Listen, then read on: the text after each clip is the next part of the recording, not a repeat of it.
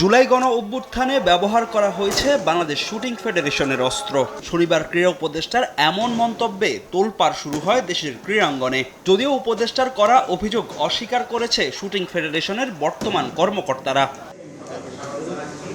তবে সুনির্দিষ্ট তথ্যের ভিত্তিতেই এমন অভিযোগ করেছেন ক্রীড়া উপদেষ্টা। শুটিং ফেডারেশন নিয়ে স্বরাষ্ট্র মন্ত্রণালয় থেকে অভিযোগ এসেছে ক্রীড়া মন্ত্রণালয়ে। শুটিং ফেডারেশনের অ্যামুনিশন রাখার যে জায়গা সেখানে হামলা করে সেখান থেকে অস্ত্র লুটপাট করে নিয়ে গিয়ে জুলাই গণঅভ্যুত্থানে ছাত্র জনতার উপরে ব্যবহার করা হয়েছে। এই কনসার্নটা আমাদের কাছে এসেছে সরাসরি স্বরাষ্ট্র মন্ত্রণালয় থেকে, এবং সেই জায়গা থেকে আমরা আরো ফার্দার এটা ইনভেস্টিগেশন করব যে কোথায় হয়েছে এবং কতটুকু হয়েছে।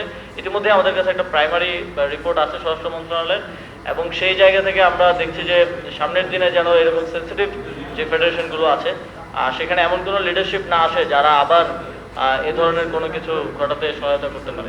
দেশের ক্রীড়াঙ্গনকে দুর্নীতিমুক্ত করতে বদ্ধপরিকর যুব ও ক্রীড়া মন্ত্রণালয়। অনলাইন বেটিং বন্ধ করতে আরও কঠোর হচ্ছে বর্তমান সরকার। বেটিংয়ের অভিযোগ প্রমাণিত হলেই এর পেছনের ব্যক্তিদের আনা হবে শাস্তির আওতায়। First division, second division, third ডিভিশনের ম্যাচগুলোতেও ফিক্সিংয়ের অনেক অভিযোগ আসে। তো সেক্ষেত্রে পৃথিবীর বিভিন্ন দেশে কিন্তু টেকনোলজির মাধ্যমে এই ফিক্সিংটাকে অ্যাড্রেস করে থাকে।